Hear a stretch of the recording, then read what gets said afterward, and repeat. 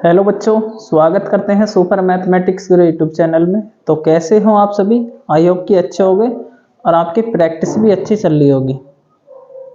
तो आज देखो, इससे पहले क्या कर रहे थे, प्रैक्टिस सेट स्टार्ट किया था 10th क्लास का। एक प्रैक्टिस सेट पूरा किया था, चैनल पर डला हुआ है, आप देख सकते हो उसे। और ज़्यादा से ज़्यादा बच्चों को वीडियो को शेयर किया करो। और जिस बच्चे ने चैनल सब्सक्राइब नहीं किया तो सब्सक्राइब भी जरूर दो। आज देखो थोड़ा नया फॉर्मेशन करेंगे हम। करना क्या वाले हैं, प्रैक्टिस सेट से मैंने सोचा क्यों ना बच्चों को प्रैक्टिस चैप्टर वाइज प्रैक्टिस कराई जाए। चैप्टर वाइज वो क्वेश्चन बता दो कि वो बच्चे की बोर्ड में इस टाइप के क्वेश्चन बनेंगे और इस चैप्टर से इस टाइप का क्वेश्चन बन सकता है। यानी आपके चैप्टर वाइज रिवीजन भी हो जाएगा जो आपने पढ़ रखा, और आपको वो लेवल पता पड़ जाएगा किस लेवल के आपको क्वेश्चन पूछे जाएंगे बोर्ड में। ठीक है भाई। तो देखो आज हम पहले चैप्टर से स्टार्ट करेंगे। चैप्टर का नाम है वास्तविक संख्याएं। इसके बारे में पढ़ने वाले हैं कि किस टाइप के इसमें क्वेश्चन बनेंगे। जाहिर सी बात है, हमने सीखा होगा लेस है मैस है, यूक्लिड विभाजन से मैसे ज्ञात करते हैं, वो सीखा होगा। खैर इस बार वो सिलेबस में नहीं है, पर मैं बताऊंगा इस वीडियो में आपको। इससे पहले देखो वास्तविक संख्या, पहले थोड़ी संख्याओं के बारे में जानकारी होनी चाहिए हमें।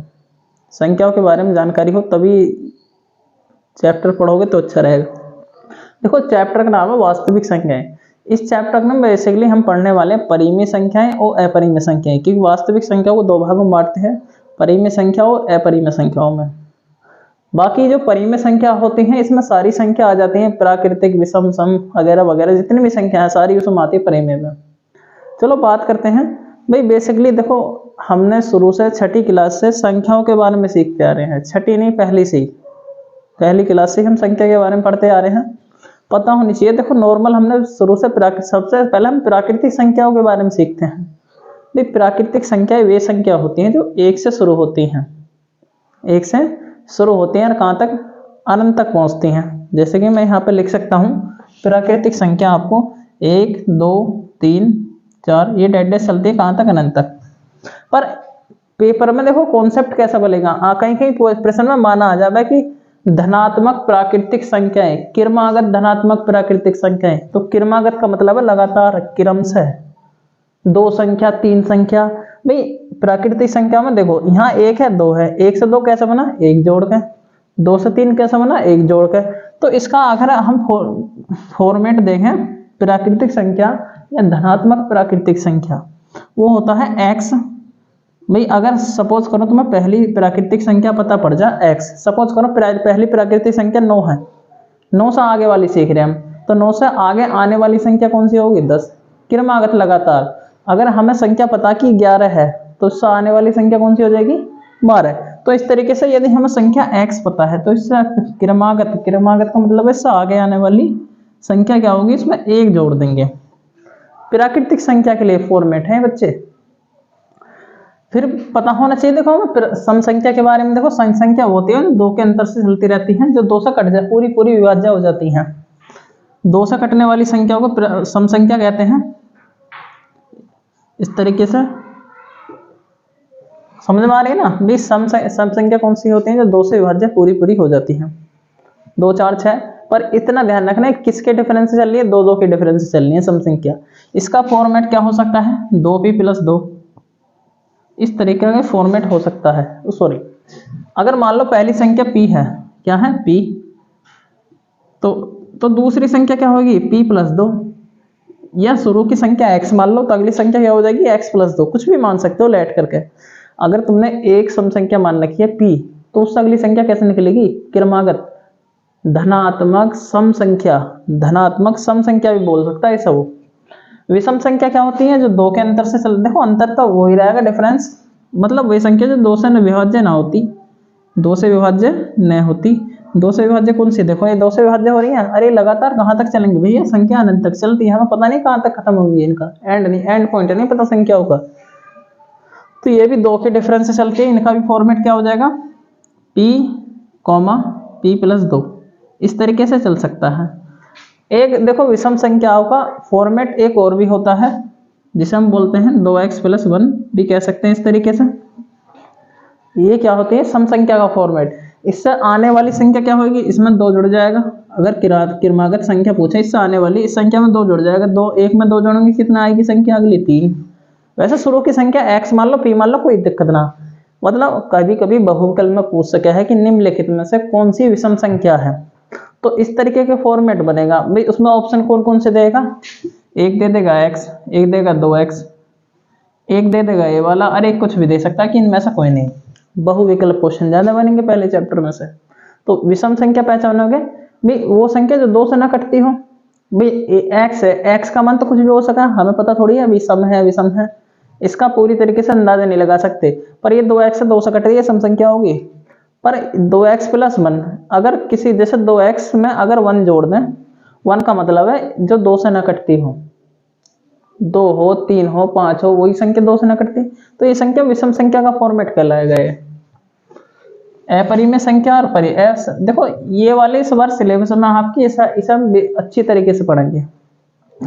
परिमेय संख्या क्या होती है, अपरिमेय संख्या क्या होती है, ये देखो बेटा। परिमेय संख्या वे होती है जिन्हें हम p/q के रूप में लिख सकते हैं, p/q के रूप में लिख सकते हैं। और यहाँ पे एक सिचुएशन बनती है, कभी भी नीचे वाले मतलब q का मान 0 नहीं होना चाहिए इसमें, ये इसकी डेफिनेशन होती है, परिभाषा। पर p और q भी एक ऐसी संख्या होनी चाहिए आपस में इनका कोई भी उभयनिष्ठ गुणनखंड ना होना चाहिए। p q का उभयनिष्ठ गुणनखंड नहीं होना चाहिए। जैसे कि मान लो इनका कोई उभयनिष्ठ गुणनखंड ना होना चाहिए।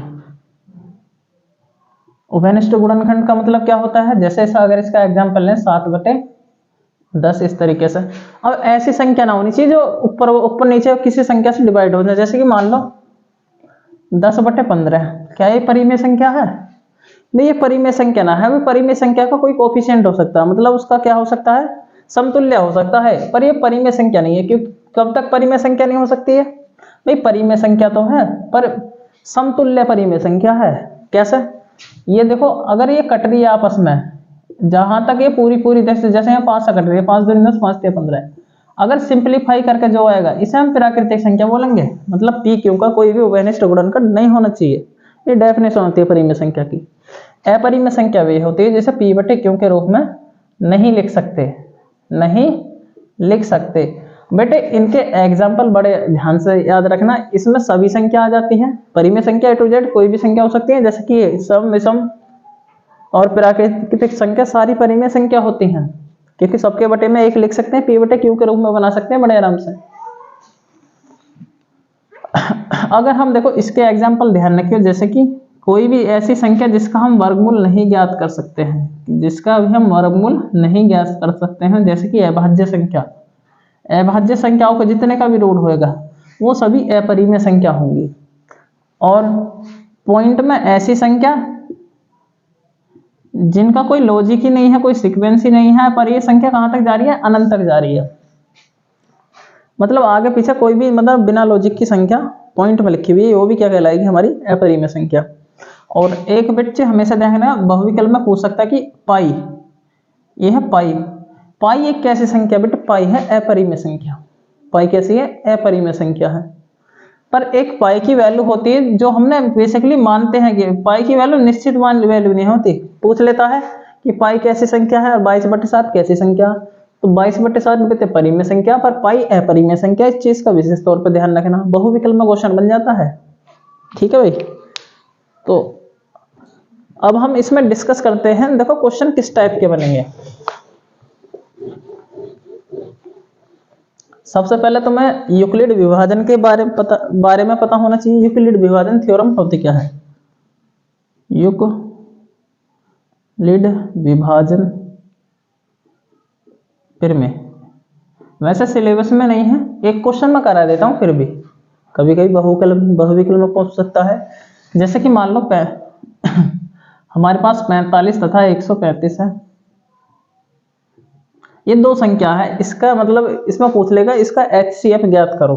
क्या पूछ लेगा, HCF इसका ज्ञात करना है यूक्लिड विभाजन से। यूक्लिड विभाजन से इसका HCF ज्ञात करना बच्चे, सही है, कर लो भाई। यूक्लिड विभाजन क्या होगा, भाग विधि होती है वर्गमूल निकालने की। जैसे कि अगर मान लो छोटी संख्या बाहर लिखोगे, बड़ी संख्या अंदर, इस तरीके से, और भाग कर लोगे बड़े आराम से। 45 का पहाड़ा कोई अलग, चलो मैं ऐसी संख्या लेता हूं जो पूरी एक साथ डायरेक्टली ना कटे, इनडायरेक्टली कटनी चाहिए। देखो मैंने यहाँ 48 ले लिया है, तो और यहाँ पे मैंने 90 ले रहा हूँ। क्या ले रहा हूँ? 90। इस तरीके की संख्या ले सकते हैं ना हम। हाँ ठीक है, इसका हम HCF ज्ञात करते हैं, और वो लेते तो एक ही स्टेप में हो जाता। मैं आपको स्टेप बना नहीं सिखा रहा हूँ थोड़ा, इस वजह से मैंने क्वेश्चन चेंज करा यहाँ पे। अब जैसे 48 का पहाड़ा पढ़ूंगा 90 में, कितनी बार डिवाइड हो जाएगा? 48 दूनी 96 होते हैं, पर ये डिवाइड नहीं होने का, तो एक बार जाएगा 48 से कम 48। अगर हम इसे घटाएं कितना बचेगा? 2 बचेगा, यहाँ कितना 4 बच जाएगा। इस तरीके से इतनी बात समझ में आ रही है? ठीक है।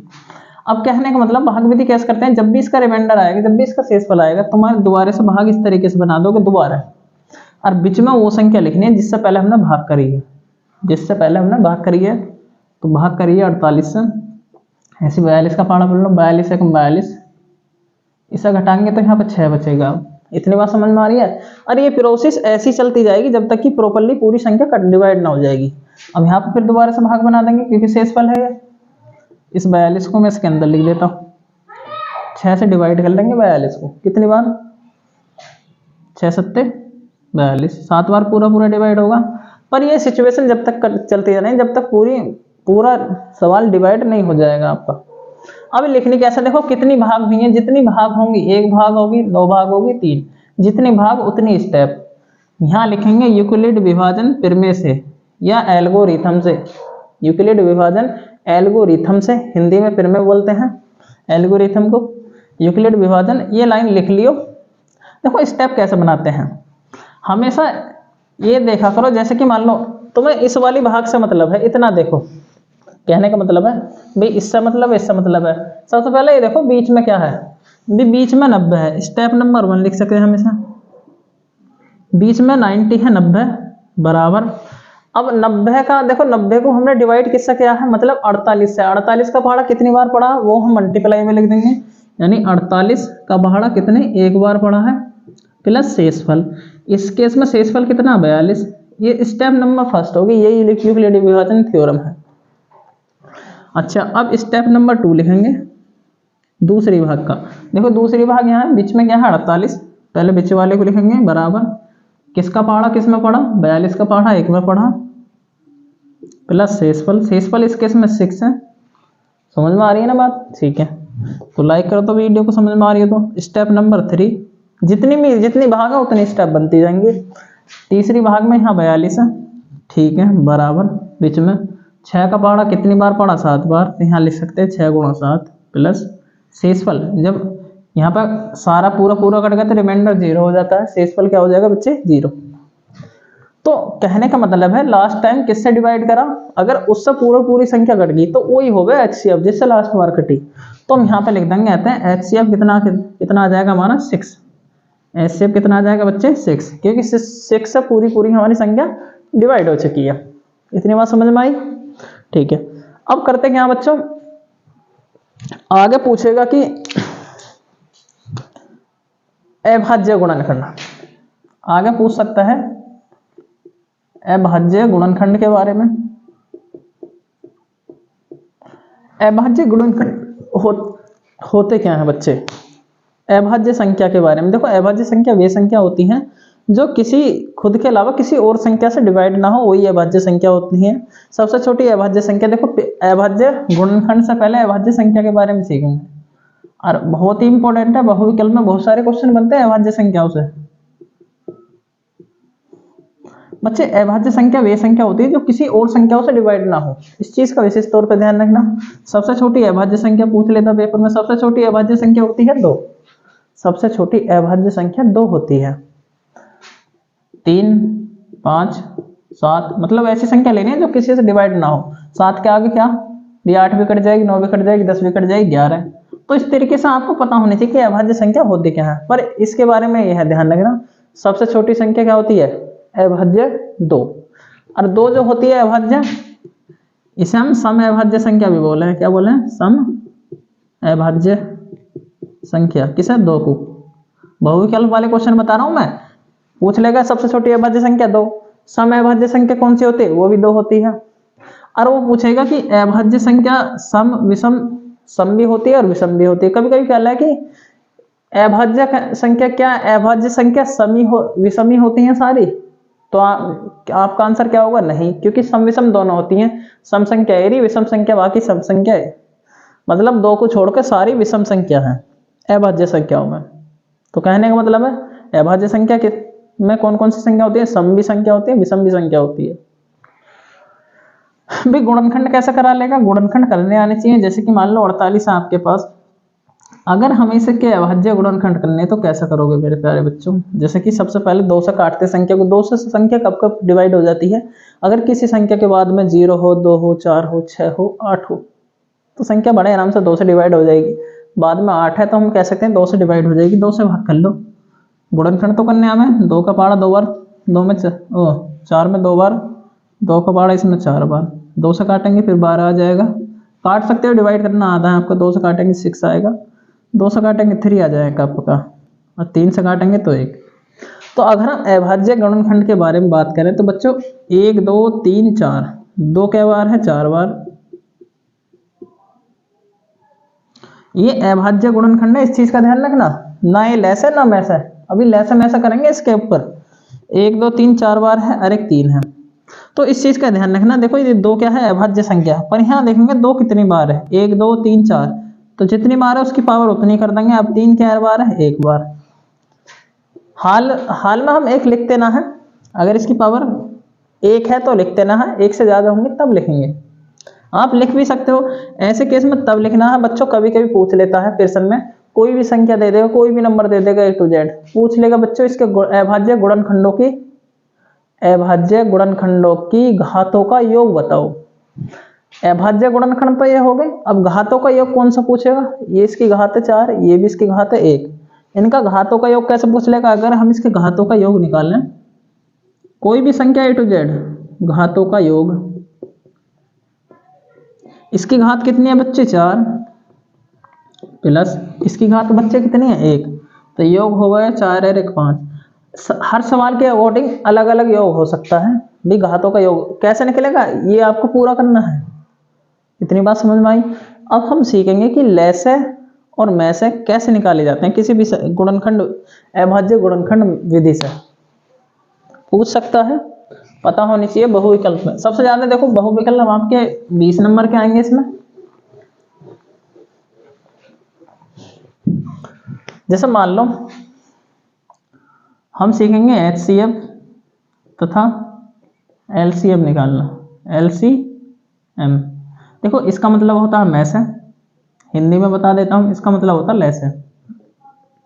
ठीक है भाई, नॉर्मल इतना ध्यान रखो, सवाल में ऐसे लिखा हुआ आएगा। ठीक है भाई, देखो गुणनखंड विधि से कैसे निकालते हैं। जैसे मान लो आपके सामने एक संख्या है 48 तथा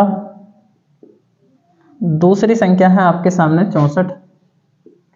कोई भी संख्या हो सकती है, 2 भी संख्या होती है, 3 भी हो सकती है। 2 संख्या को निकालना बताऊंगा, 3 का अपने आप निकाल सकते हो। सबसे पहले अलग अलग संख्या का अलग अलग गुणनखंड करेंगे। 48 का अलग कर लो और 64 का अलग कर लो।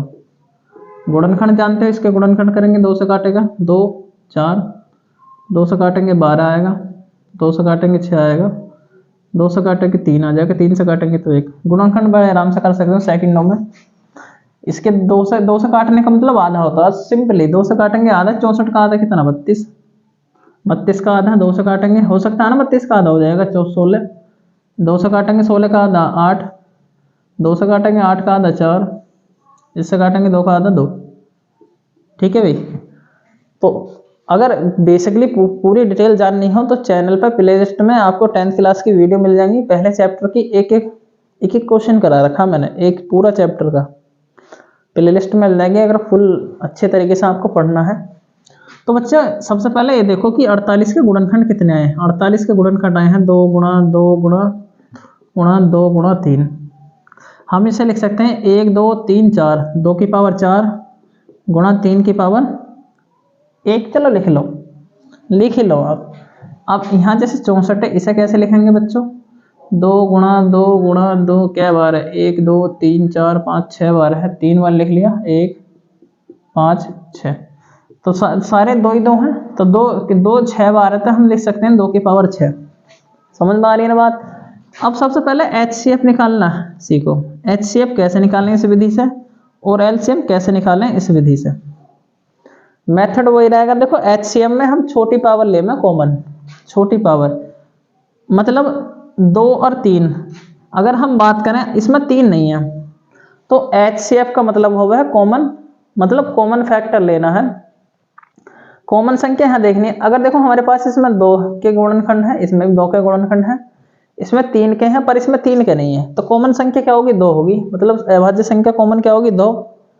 तो HCF में सबसे छोटी पावर ले लो को, HCF सबसे छोटी पावर होती है, कहने का मतलब 2 की पावर 4 इसमें है, पर 2 की पावर 6 में भी हो, यहाँ 2 की पावर 6 है, 2 की पावर 6 में 2 की पावर 4 तो हो सकता है, जाहिर सी बात है। कहने का मतलब ये है, देखो 1 2 3 4, इसमें 4 बार 2 है, इसमें 6 बार है, तो जाहिर सी बात है 4 बार तो इसमें भी होंगे। एक कॉमन का मतलब एक जैसा, इसके पास भी 2 4 बार, इसके पास 2 भी 4 बार है, तो मैं HCF कहता हूँ 2 की पावर 4 हो सकता है, 2 की पावर 4 होगा। तो 2 की पावर 4 का मतलब है 2 की 4 बार गुणा 2 दूनी 4 दूनी 8 दूनी 16, ये होगा इसका HCF। इतनी बात समझ में आई। अब LCM कैसे निकालेंगे भाई, LCM में इतना ध्यान रखना सबसे पहले तो देखो कॉमन, यहाँ में कॉमन कितना, 2 की पावर 4 हो जाएगा, 2 की पावर 4 कॉमन। उसके बाद जो बच रहे हैं, जो फैक्टर बच रहे हैं उन्हें भी ले लेंगे। इस पर कितना बच रहा है, 3 बच रहा है, तो बचा हुआ फैक्टर भी ले लिया। इसमें देखो 1 2 3 4, 2 की पावर 4 तो आ गई थी भाई, 6 में से 2 की पावर 6 आ गए है, पर 2 की पावर 2 तो अब भी बच गई, ये 2 बार बच गई, 2 की पावर 2 बची, तो इसमें हम लिख लेंगे 2 गुणा 2, क्योंकि ये एक्स्ट्रा बचेगी ना। मैंने बोला HCF में जो LCM होता है, LCM में कॉमन के अलावा बचे हुए फैक्टर भी ले ले हैं, तो ये तो कॉमन है, बचे हुए फैक्टर बाकी हैं। 2 की पावर 16 अभी निकाल, 2 की पावर 4 का मतलब 16 निकाला था अभी, तो 16 थी 48, 48 दूनी 96, और 96 की 2 में गुणा करेंगे तो 192 आपका आ जाएगा। इस तरीके से नहीं समझ में आ रही है ना, इस तरीके से आप क्या निकाल सकते हो, लैसे में से निकाल सकते हो गुणनखंड विधि से। तो प्रैक्टिस के लिए आप कर सकते हो। 42 है और आपके सामने मैंने 77 लिख दिया यहाँ पे। इस सवाल का तो मैं लैसे में से दोनों निकालने हैं, 192 और 182, 182 मतलब 128 लो। इन संख्याओं को लैसे में से दोनों निकाल के देखने हैं, आपके होमवर्क में है, ठीक है भाई। भाई आप लैसे निकालना सीख गए, मैसे निकालना सीख गए, और आपको पीछे बताया तो वो तो आप सीखेंगे। अब क्या पूछ सकता है इसके अलावा, इसके अलावा सीखेगा कि सिद्ध करो कि √2, क्या पूछ सकता है कि √2, √3 या √5 ये अपरिमेय संख्या है। इनमें से एक सवाल पक्का मिलेगा, गारंटी इस चीज की। √2, √3, √5, √60। देखो करने का तरीका, मेथड सबका एक जैसा है, सिखा हुआ। देखो क्या करेंगे, इन्हें कहेगा कि ये क्या है, सिद्ध कीजिए, सिद्ध करो या कीजिए √2 या √3 या √5। चलो मैं √2 वाला ले लेता हूँ, बाकी के √3 √5 अपने आप करना, ठीक है ना। एक अपरिमेय संख्या है, अपरिमेय संख्या है। बाकी को मैं रब कर देता हूं इसे। सबसे पहले क्या करोगे भाई, हमेशा जैसे परिमेय अपरिमेय सिद्ध करवा रहा तो इसका उल्टा लेके चलते हैं, परिमेय मान लेते हैं हमेशा। हम क्या देंगे, माना √2 एक परिमेय संख्या है, परिमेय संख्या है। परिमेय संख्या को हम P/Q के रूप में लिख सकते हैं। ये क्या लिख सकते हैं, जैसे √2 जब P परिमेय संख्या मान लिया तो हमें कह सकते हैं P/Q है। क्या है बच्चों, P/Q। अब इसके बटे में एक करके क्रॉस गुणा कर लो। क्या करोगे, क्रॉस गुणा। इसकी गुणा इधर करेंगे तो सबसे पहले वहां करा करो जहां पे 1 होगा, 1 की P में गुणा करेंगे तो P आ जाएगा, √2 की Q में करोगे तो √2Q, इस तरीके से आ जाएगा। इतनी बात समझ में आ गया आपके। अब आप करोगे क्या भाई, तुम्हें इसका वर्ग करना है, हमें रूट भगाना है। रूट भगाने के लिए सबसे पहले क्या करें, दोनों पक्षों का वर्ग करने पर इन लाइनों को बड़े आराम से रट लेना, का वर्ग करने पर, क्योंकि इसमें लिखना पड़ा है क्वेश्चन में, ठीक है भाई। वर्ग करेंगे तो p का वर्ग हो जाएगा, पर हमेशा रूट वाली संख्या का वर्ग करने पर रूट हट जाता है उसका, इसका तो केवल रूट हटेगा। अब यहाँ पे क्यों का स्क्वायर हो जाएगा, इसे समीकरण 1 कह देंगे। जो मैं लाइन लिखवा रहा हूँ इस टाइप के सारे क्वेश्चन में वही लाइन लिखी जाएगी, पर संख्या चेंज हो जाती है सब में। जैसे रूट 3 वाले में 3 हो जाएगा, रूट 5 वाले में 5 हो जाएगा, जैसे रूट 2 वाला है तो इसमें 2 होगा। तो हमें क्या लिखना है, अभी ये क्या है यहाँ पर पी स्क्वायर। अब सामने देखो 2 आ रहा है, किसका गुणनखंड है बेटा, पी का गुणनखंड। नहीं हो, जिसके सामने आता है उसका गुणनखंड होता है। हम लिखेंगे बी पी स्क्वायर किससे, 2 से विभाज्य है, 2 से गुणनखंड है तो विभाज्य होगा, 2 से विभाज्य है। तो P भी यहाँ पे इसका वर्ग है, पर इसका वर्ग अगर ये 2 से विभाज्य है तो P भी 2 से विभाज्य होगा, तो P भी 2 से विभाज्य होगा, प्रीमेय होती है, ठीक है ना। अगर इसका स्क्वायर किसी संख्या से विभाज्य है तो उसका जो नॉर्मल संख्या है बिना स्क्वायर का जो स्क्वायर रूट है वो भी उससे विभाज्य होना चाहिए, ठीक है ना। अब जब ये 2 से विभाज्य है, P भी 2 से विभाज्य होगा, तो हम मान सकते हैं इसे जो P का मान है, किसका मान है, P का, जो P बराबर है 2 से विभाज्य है, 2 बार मान लो इसे, ये P का मान 2 बार मान लो। अब P का मान हमने 2 बार क्यों माना, जब 2 P स्क्वायर 2 से विभाज्य है तो P भी 2 से विभाज्य होना चाहिए, तो इसलिए P बराबर हमने 2 बार मान लिया, क्योंकि P क्यों था हमारे पास है। अब जो P का मान हमने माना, इसे समीकरण 1 में रख देंगे, किस में रख देंगे, समीकरण 1 में रखने पर भी समीकरण 1 ये रही, P का मान कितना 2 बार, इसका स्क्वायर बराबर 2 क्यों स्क्वायर, इस तरीके से। अब स्क्वायर कर सकते हैं यहाँ पे 2 का स्क्वायर 4, r का स्क्वायर बराबर 2 क्यों स्क्वायर। यहाँ से हमारा क्यों का मान निकलेगा, पहले हमने P का मान निकाला, ऐसे क्यों का देखो ये 2 से डिवाइड हो जाएगा 2 बार। तो प्यारे बच्चों हम कह सकते हैं यहाँ पे देखो क्यू स्क्वायर का मान आ रहा है 2 इंटू आर स्क्वायर, तो मैं कह सकता हूँ जो क्यू स्क्वायर है ये ना, यहाँ पे क्यू स्क्वायर बराबर कितना आ जाएगा 2 आर स्क्वायर। इतनी बात समझ में आई। अब इसे समीकरण 2 नंबर कह देंगे, समीकरण 2। जैसे कि देखो सेम टू सेम जैसे पी स्क्वायर आ रहा है यहाँ पे ऐसे क्यू स्क्वायर आएगा, सेम टू सेम यही लाइन लिखेंगे हम यहाँ पे, बस पी की जगह क्यों लिख देंगे, क्यू स्क्वायर 2 से विभाज्य है,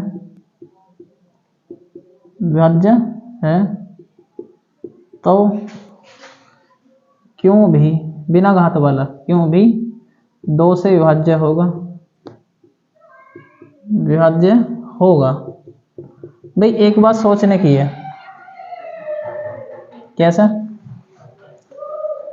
जो परिमेय संख्या की हमने पीछे डेफिनेशन पढ़ी, परिमेय संख्या वे संख्या होती है जिसका कोई उभयनिष्ठ गुणनखंड ना होता। भाई हमने ये मान तो लिए, तो यहाँ पे एक लाइन लिख देंगे, चाहे पी क्यू का कोई उभयनिष्ठ गुणनखंड नहीं होना चाहिए,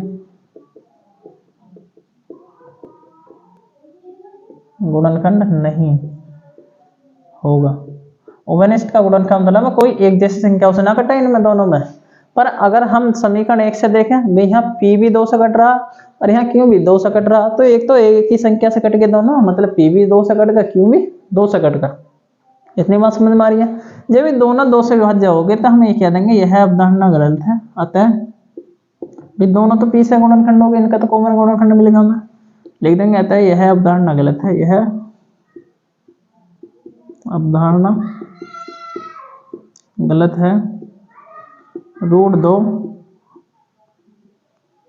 एक अपरिमेय संख्या है। भाई परिमेय मानी, परिमेय वाली अवधारणा हमारी गलत होगी, तो इसलिए क्या होगी, ये अपरिमेय संख्या है।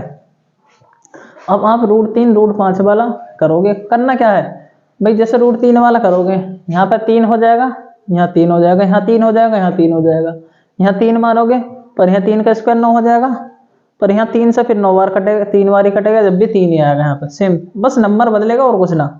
तरीका यही रहेगा, लाइन चाहे रट ली हो वाली। देखो इसमें ही एक क्वेश्चन आ जाता है, वो छोटा मेथड है उसका, वो देख लो, पूछ लेता है कभी कभी। 3 + रूट 2 एक अपरिमेय संख्या है, सिद्ध करो। अपरिमेय संख्या पर हम इसे मान के चलते हैं। देखो क्वेश्चन में लिखवा रहा, डायरेक्ट ही हल करवा रहा हूँ। ये इस तरीके की संख्या देगा प्लस माइनस कोई सी भी, तो आप करोगे क्या, इसे पी बटे क्यू के रूप में मान लोगे, इसे मान लेंगे पी बटे क्यू। कैसी है, परी में मान ली हमने, कैसी मान ली बच्चे, परी में, परी में मान ली। अब करेंगे क्या, अभी हमेशा जैसे ये रूट 2 है, क्या है रूट 2, हमेशा इधर जब भी प्लस माइनस में होकर रूट वाले की वैल्यू निकाला करो। तो यहाँ रूट 2 तो रूट 2 की वैल्यू भी निकालो, ये 3 इधर पहुंच जाएगी, मतलब p माइनस क्यू बटे बराबर -3। पर एक चीज हमेशा ध्यान रखो, परिमेय संख्या में कुछ भी जोड़ो तब भी परिमेय संख्या आएगी, परिमेय संख्या में कुछ भी घटाओ तब भी परिमेय संख्या आएगी, परिमेय संख्या में किसी की भी गुणा किसी भी संख्या की गुणा करो तब भी परिमेय संख्या रहेगी, भाग करो तब भी परिमेय संख्या रहेगी, जोड़ घटा मतलब कोई भी ऑपरेशन परफॉर्म करो तो वो परिमेय संख्या ही होती है। आप यहाँ पर डायरेक्टली यहाँ पर समीकरण 1 कह सकते हो इसे, तो हम कह देंगे, ये दूसरा क्वेश्चन है बच्चे, ध्यान रखना इस चीज का। तो हम कह देंगे यहाँ पे लिखेंगे जो p बटे क्यू -3 है, यह एक परिमेय संख्या है, परिमेय संख्या है, लिख जा बच्चे सही से। जबकि रूट 2 कैसी है, अभी तो सिद्ध करा है परिमेय है, जबकि रूट 2 एक अपरिमेय संख्या है, अपरिमेय संख्या है। इसके आगे क्या लिखोगे, मैं बोल रहा हूं आप लिख लो, इसके आगे क्या लिखोगे, अतः सॉरी परिमेय संख्या है। भाई एक चीज का ध्यान रखो, कभी भी परिमेय संख्या के बराबर ना होने की, तो हम लिखेंगे अतः यह अवधारणा गलत है, 2 प्लस रूट 3 प्लस रूट 2 एक अपरिमेय संख्या है, इतना लिख देंगे। तो छोटा मेथड है, मैं ये बता दें इस टाइप के भी क्वेश्चन बन जाते हैं, ये थोड़ा लॉन्ग है तो इस चीज का भी आप ध्यान रखना। इसके अगला जो टॉपिक है आपका, इसमें देखो कौन सा है,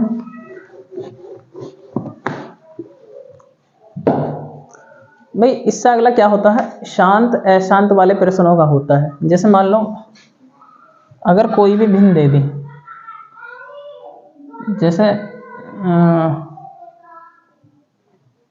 मान लो 97 है, यहाँ पे आपका 8 है, कोई भी संख्या होती है A to Z, मैं समझा रहा हूँ, मैंने छोटी संख्या ली जानकर, तो वो पूछ लेगा शांत है या अशांत है।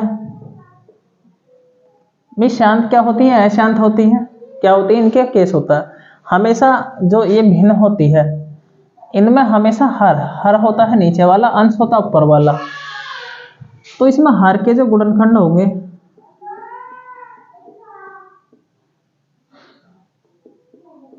हर के गुणनखंड जो 2 गुणा केवल 5 में होनी चाहिए, इनकी पावर कुछ भी हो सकती है A to Z, 2 और 5 में गुणनखंड होने चाहिए तब शांत होगा।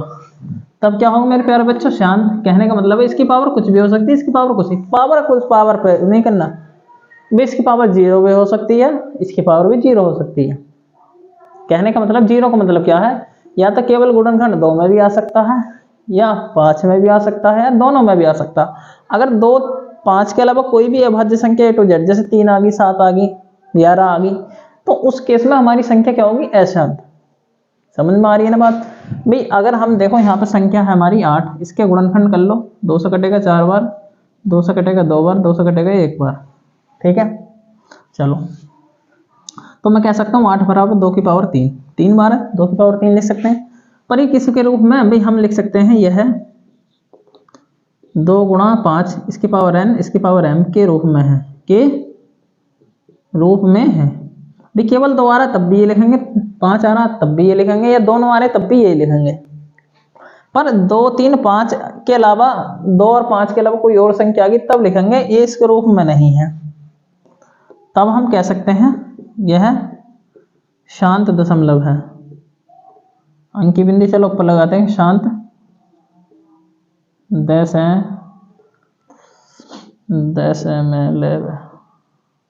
दशमलव, हाँ सही है, दशमलव है। मतलब ये जो भिन्न है हमारी शांत है, कैसी है, शांत दशमलव भिन्न है, इस तरीके से लिख सकते हैं। अब और क्या पूछेगा, भी पूछ सकता है शांत है अशांत, बहुविकल्प है। भाई कभी कभी इसका प्रसार भी पूछ लेता है कि शांत दशमलव प्रसार क्या होगा, अशांत दशमलव प्रसार क्या होगा। जैसे इसके अलावा मैं दूसरा क्वेश्चन ले लेता हूँ, आपका 17 छोटी संख्या ले लेता हूँ बटे 20। ये हमारी संख्या है। इसमें पूछेगा बच्चों इसका शांत दशमलव प्रसार क्या होगा। सबसे पहले वही करना, भी शांत दशमलव प्रसार, पहले तो ये देखना शांत है ना है। 20 का गुणनखंड कर लोगे, 2 से कटेगा 10 आएगा, 2 से काटेंगे तो 5 आएगा, 5 से काटेंगे तो 1 आएगा। तो मैं कह सकता हूँ 20 बराबर 2 क्या बार है 2 बार, 5 1 बार है तो 1 बार। तो हम देखो जाहिर सी बात है शांत है। अभी मैंने बताया था 2 और 5 में आएगा शांत है, तो ये शांत तो है, ये शांत तो है, पर इसका शांत दशमलव प्रसार पूछा है। तब कैसे करोगे, ऊपर वाली वैल्यू देखो, इसे ऐसे लिखेंगे 17 बटे 20, पर 20 की जगह आपको ये वैल्यू लिखनी है। अब क्या 2 की पावर 2 गुणा 5 की पावर 1। पर बच्चों हमेशा ध्यान रखियो, जब भी दशमलव प्रसार पूछा है तो इनकी पावर बराबर बनाएंगे। इसकी पावर कितनी है 2, इसकी पावर कितनी है 1। हमेशा उस संख्या से गुणा करनी है जिसकी पावर कम हो। भाई यहाँ पर 5 की पावर कम है, कितनी कम है 1 कम है। यदि हमें 5 की पावर 1 मिल जाए कहीं से तो यहाँ पर 2 हो जाएंगी। भाई पावर बराबर करनी है 2 और 5 की, इस चीज़ का ध्यान रखना। तो कहने का मतलब हमने किसकी गुणा करी, 5 की पावर 1, मतलब 5 की गुणा करी। जब भी हम नीचे 5 की गुणा करेंगे तो ऊपर भी बच्चों 5 की गुणा करनी पड़ेगी। ऊपर पहाड़ा पढ़ लेना है, यानी 17 पंजे 85 हो जाएंगे आपके। बटे में आप क्या लिख सकते हो भाई, अब 2 की पावर 2 होगी, अब 5 की पावर भी अब कितनी होगी 2, पावर बराबर होगी। गुणा में घात जुड़ जाए, इसकी भी घात 1 इसकी भी घात 1, पावर होगी 2। तो इसे क्या लिख सकते हो 85 बटे, आप इसकी गुणा कर लोगे 2 पंजे 10, यदि घात बराबर है तब करनी है गुणा। 2 पंजे 10, इसकी पावर 2 है, इसकी पावर कितनी है 2। भाई 10 की पावर जितनी होंगी उतने ही अंक दशमलव आएगा, इस चीज का विशेष तौर पर ध्यान रखना। मतलब नीचे वाली संख्या से कोई मतलब ना, आप केवल 85 लिखो ऊपर वाली संख्या। अब आपको दशमलव लगाना है, जितनी घात उतने दशमलव। इसकी कितनी घात है 2, तो दशमलव अंक भी इतने होंगे 1 और 2। यहाँ पे दशमलव आ जाएगा, इससे पहले 0 लगा देंगे। अगर संख्या ना तो 0 लगाओगे, जाहिर सी बात है ये इसका दशमलव प्रसार है। इस तरीके से दशमलव प्रसार भी आप ज्ञात कर सकते हो। तो जानते से जानते आपको देखो बुक में जितने भी इस टाइप के क्वेश्चन मिले, आपके पास कोई भी प्रैक्टिस सेट है उसमें से आपको इस टाइप के क्वेश्चन मिले तो आप बड़े आराम से आप रिवीजन कर सकते हो। तो आज की वीडियो में बस इतना ही, मिलते हैं अगली क्लास में।